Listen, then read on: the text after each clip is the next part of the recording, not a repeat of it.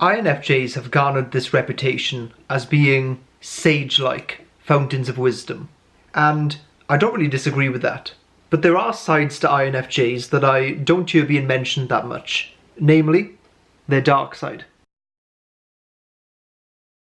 I've always looked upon INFJs with a sense of wonder and almost appreciation at how chameleon-esque they can be when they want to be. The British illusionist and magician Derren Brown has been typed as an INFJ, which I agree with, and I've seen him live on stage quite a few times. His stage presence was magnetic and extremely physical, but as I was watching him, I realised that rather than being an improvisational, spontaneous showman, he was actually extremely rehearsed and methodically prepared.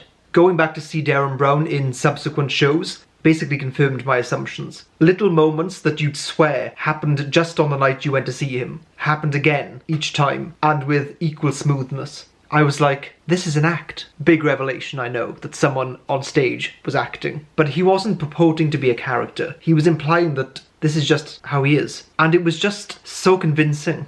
It was like watching an INFJ embody an ESTP. This and other observations of INFJs that I know made me realise that they are extremely adept at adopting and crafting a persona when they want to, which has always, at least in my eyes, given them an extremely mysterious vibe, as if there's something more going on behind the scenes or beneath the surface, and it's why I see INFJs as dark horses.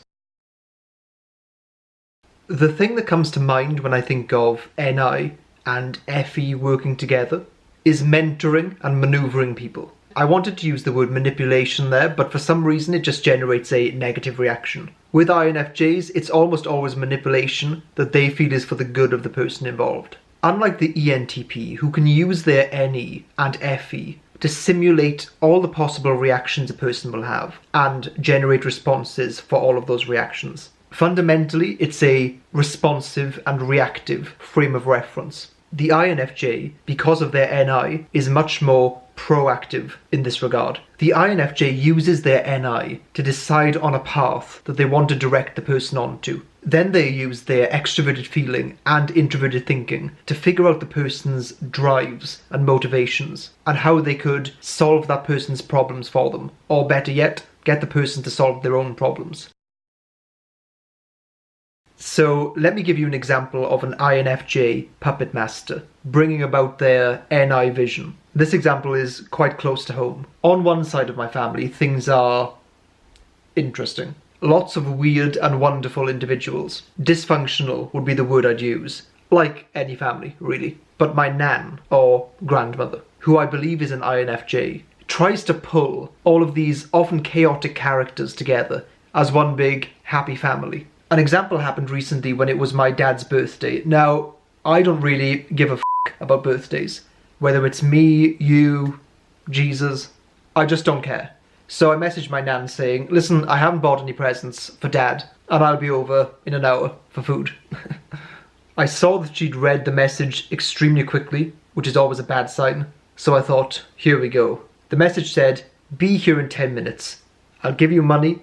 I'll tell you which shops to go to, and I'll tell you which presents to buy. Her master plan in this situation was to create the illusion that I'd spent a lot of time and effort picking out presents for my dad, and I was more than happy to play along with this. Over the course of the day, it was fascinating to see how all four of the INFJ's main functions were behaving in the most expected and natural way. Her introverted intuition vision was the same as always, maintaining good relations between members of the family and making sure we didn't offend or kill each other. Obviously, her extroverted feeling wanted to maintain harmony and obviously accurately anticipated the bad reaction my dad would have to getting no presents on his birthday. Her introverted thinking came into play when she was picking the presents, ones that would solve as many problems for the recipient. Then there's the inferior extroverted sensing. Bear in mind that while my nan was directing me to each shop, each aisle, and telling me the exact presents to buy based on the photos I was sending her from the shop,